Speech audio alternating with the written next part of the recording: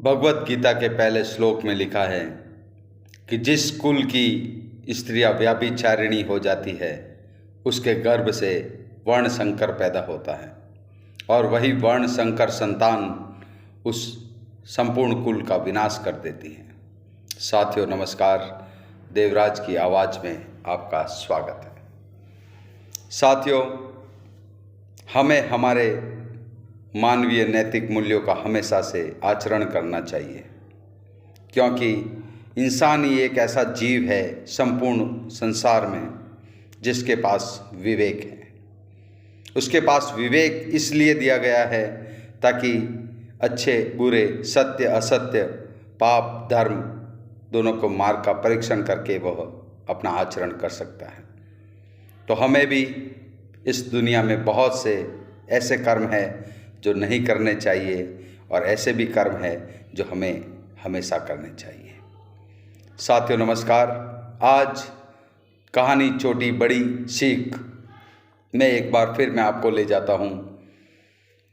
पुराने समय में एक राजा था जो कि बहुत ही दयावान, दानवीर और अभामंडल से युक्त, जिसका तेज चारों तरफ फैला हुआ था। उसकी कीर्ति चारों तरफ से फैली हुई थी। वह साधु संतों की हमेशा सेवा करता था और अपनी प्रजा को अपने पुत्र के समान प्यार करता था।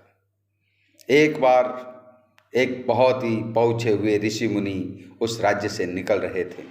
इस बात की सूचना उस राजा को मिली और वो राजा ऋषि मुनि से भेंट करने के लिए चला गया। और फिर जैसे ही राजा ने उनको प्रणाम किया, उसकी सेवा, आदर, सम्मान, सत्कार किया, वो ऋषि मुनि बहुत ही खुश हो गए और कहा कि हे राजन, मैं तुम्हारी सेवा से बहुत प्रसन्न हूँ। मैं तुम्हें एक ऐसा अमर फल देना चाहता हूँ जिसको खाने से तुम हमेशा जवान और चिरंजीवी रहोगे। जब तक जियोगे तुम बिल्कुल जवान, सुंदर, रूपवान रहोगे। और ऐसा वो फल महाराजा को दे करके वहाँ से चले गए। महाराजा भी वो अमर फल लेकर के राजमहल में पहुँचे और उन्होंने कहा कि ये शरीर क्षणभंगुर है, एक न एक दिन मरना तय है, मौत ही सत्य है, तो मैं ये खा करके क्या करूँगा। तो वो अपनी महारानी से बहुत प्यार करते थे, तो उन्होंने कहा जब तक जिंदा रहूँ कम से कम मैं अपनी रानी को सुंदर, रूपवान और हमेशा जवान देखना चाहूँगा। तो उन्होंने वह अमर फल अपनी रानी को दे दिया। रानी भी मन ही मन बहुत खुश हुई और महाराजा को धन्यवाद दिया। किंतु रानी पत्नी तो अवश्य उस राजा की थी, किंतु वो प्यार उस राज्य के सेनापति से करती थी। तो रात्रि मिलन के दौरान उसने वह अमर फल सेनापति को दिया और कहा कि तुम ही मेरे प्रेमी हो, मैं तुम्हें बहुत प्यार करती हूँ। मैं ये फल लेकर के क्या करूँगी, अगर तुम खूबसूरत जवान रहोगे तो यही मेरे लिए बहुत कुछ है। तो उसने वह अमर फल उस सेनापति को दे दिया। और मज़े की बात तो यह है कि सेनापति भी महारानी से प्रेम नहीं करता था, वह प्रेम करता था उस राज्य की एक गणिका से जिसका नाम था आम्रपाली। वह भी अगले दिन उस आम्रपाली के पास गया जिससे वह बहुत प्यार करता था और उसने कहा कि आज तुम्हारे लिए एक ऐसा अनुपम उपहार लाया हूँ कि तुम हमेशा जवान, खूबसूरत रहोगी।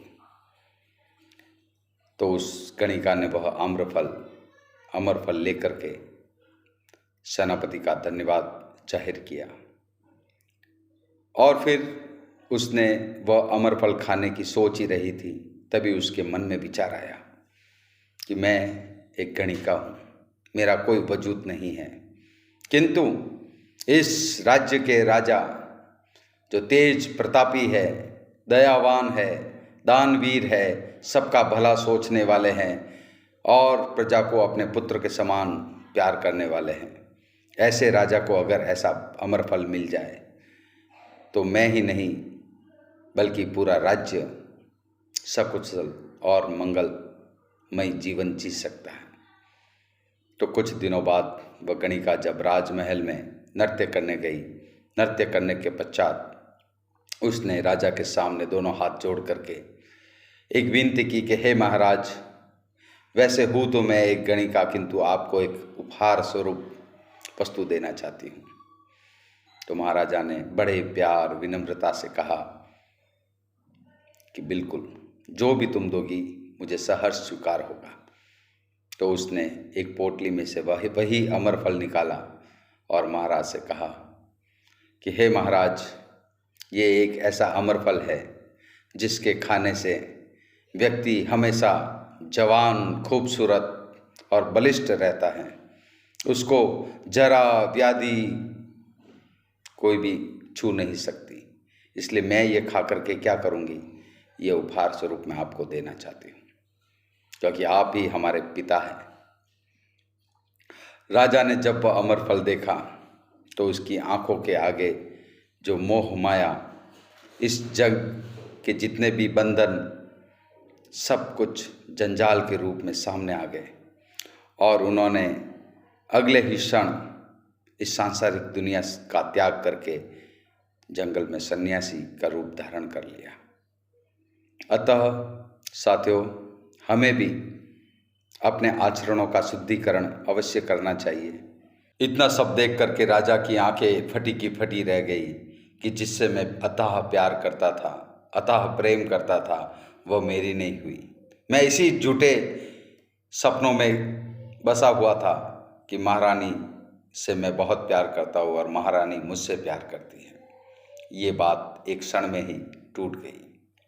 जब इस बात का पता चला महारानी को कि मैं सेनापति से बहुत प्यार करती थी और सेनापति मुझसे बहुत प्यार करता था, इस बात का भी पल भर में ही कांच का बंगला टूट गया। और जब बात सेनापति को पता चली तो उसको भी लगा कि मैं इस गणिका से इतना प्यार करता था, किंतु गणिका ने भी मेरे साथ धोखा कर दिया। और जब बात गणिका को पता चली कि यह अमरफल राजा का ही है, तो उसका भी यह मोह भंग हो गया। और इस तरह से जितने भी पात्र थे, उन सब ने मोह माया और सांसारिकता से अपना